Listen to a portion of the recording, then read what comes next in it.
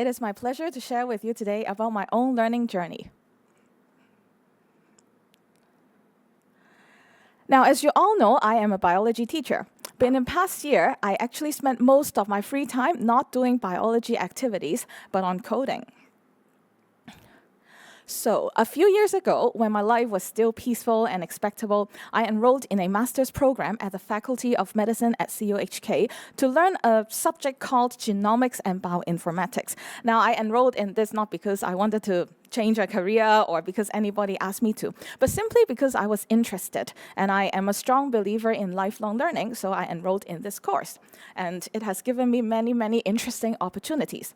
However, midway through my study, life interrupted. As many of you would know, my daughter was diagnosed with blood cancer 1 year after I started doing my studies. My entire life stopped, including my studies, and I took leave from the university.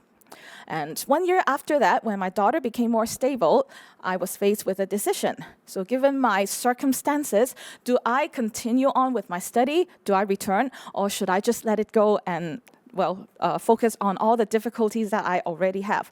Now, no one would really expect me to continue because given how much I already have on my plate, and no one would have judged me if I stopped. But then I thought personal growth rarely happens when conditions are perfect. And I thought if I waited for the ideal timing to continue on with my study, I might miss something very meaningful. So I chose to continue, and I went back. And this decision reshaped totally how I understand learning. Now, to complete my studies, one of the things I need to do was a research project.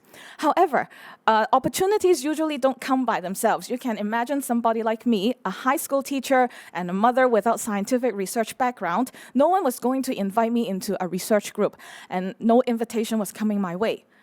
And the only thing I could do was to reach out. I had to ask for an opportunity. Now, reaching out is very uncomfortable because we have to face the risk of rejection. But growth actually rarely begins with an invitation. So eventually, I found a professor studying the exact type of blood cancer that my daughter had. I emailed him and I explained to him my background. Of course, I was also very anxious, but I tried my best to show my strong desire to learn and to contribute. Now, at first, he was quite worried because I did not have a computer science background, which I will explain in a moment why that is important. But after seeing my determination, he eventually decided to accept me. To me, this was a little surreal because as a mother, I was now doing real scientific research, not on anything else, but on my own child's cancer. And I had this opportunity all because I took the initiative. This is the power of autonomy, the A in our smart learning framework this year, and I have totally felt its power. So to continue on with my story, this decision took me into the world of genomics, an area of genetics. Now, as a bit of background information, genomics is the study of the DNA in our body. Inside almost every cell in your body is DNA, which contains all the information about you. This information in DNA is written only in 4 letters, A, T, G, and C. And our Form 1 students actually have already learned this. Now, everybody, tell the person next to you, how many letters do you think are there in our DNA? Do we have 180 GCs, 1,000 or more? I give you 10 seconds to talk to the person next to you.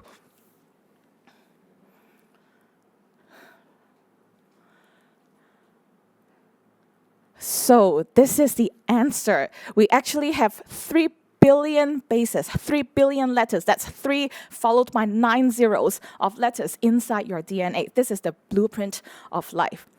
Now, if any one of these letters are wrong, serious problems will arise. And they can be wrong in many ways, such as having a wrong letter or the letters being in the wrong order. Basically, any mistakes you make in your dictation can happen in your DNA. Now, for some children, these mistakes in their DNA would mean blood cancer. And my job in my project is to find a way to discover what these mistakes are. And here is the reason why I need to do this. Now, imagine you have 2 children coming to the hospital with blood cancer. They could be showing the same symptoms. Their blood may look exactly the same under the microscope too.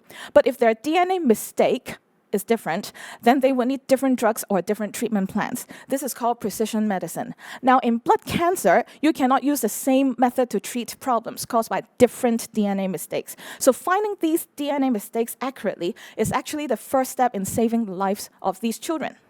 But my challenge was, how do you find mistakes among 3 billion letters? You can ask your Chinese teacher or your English teacher, what is the best way to do this? So you almost certainly cannot do it with your eyes. And this extends beyond my domain of knowledge of traditional biology into the field that's called computational biology. You do not scroll through 3 billion letters and use your eyes to find a DNA mistake. Instead, you use algorithms, you use computational pipelines, you use high-performance computing, and if your class teacher teaches ICT, he or she right now is probably very excited.